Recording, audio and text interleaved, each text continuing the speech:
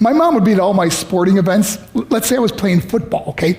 My mother would be on the sidelines, and if the play on the field started going one way, my mother would run along like, Mark, get him! I'd be like, oh my gosh.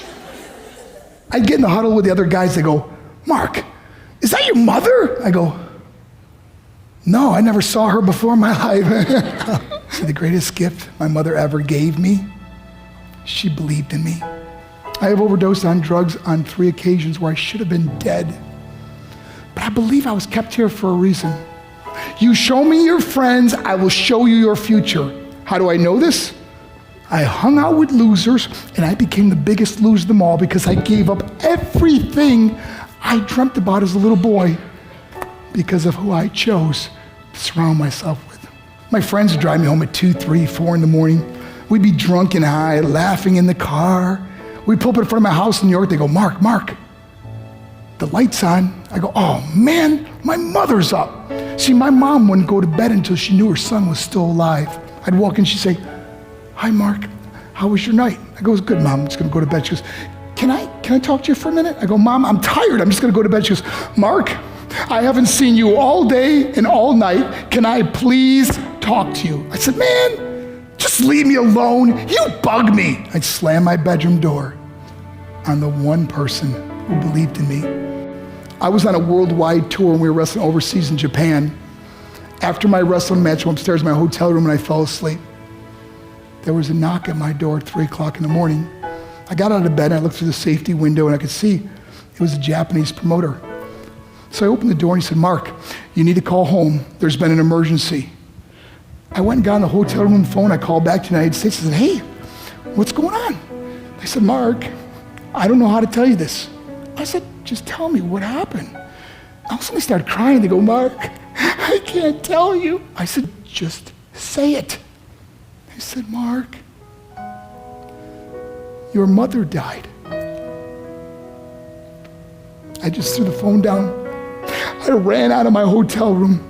I took the elevator to the lobby, and when the doors opened up, I just ran out into the street. I mean, there was no cars, there was no people. It was 3 o'clock in the morning. And I walked down the middle of a street in Hiroshima, Japan, and I remember looking up and just saying, Mom, I am so sorry. I flew home for her funeral, and I was so nervous to walk up to her casket, so I just stood way in the back. And I kept looking from a distance. I kept thinking to myself, Mom, please wake up. Please get up. And then I finally got the nerve to walk up to her. And as I got closer, I could see my mom for the first time. I mean, she was so beautiful. She was dressed in white. I mean, she looked like an angel. And I just stood over and I said, Mom, you are my hero. Everything I am, everything I hope to be was because of you. You loved me so much, you gave me a life. You're the only one that ever believed in me. How did I repay her? By getting drunk, by getting high, by getting stupid, by hanging out with losers? For what? All she ever wanted to do was talk to me. I wish I could talk to you now, Mom. I wish you could see what I'm doing. Why couldn't I have been a better son? We are defined by our choices. But if you surround yourself with people involved in drugs and alcohol and pills, it's a dead end. I'm not here to preach to you. I'm here to tell you I lived that life. It leads to broken hearts, broken relationships, broken dreams, and death. For what? To get high? If you have a mother or a father, when you go home, tell them how much you love them.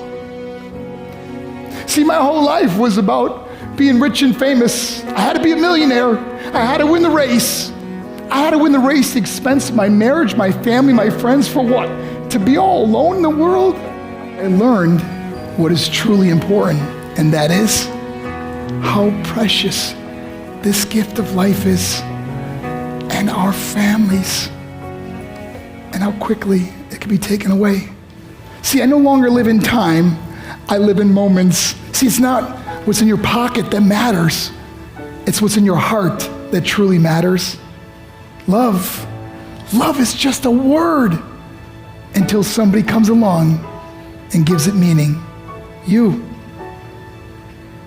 the meaning.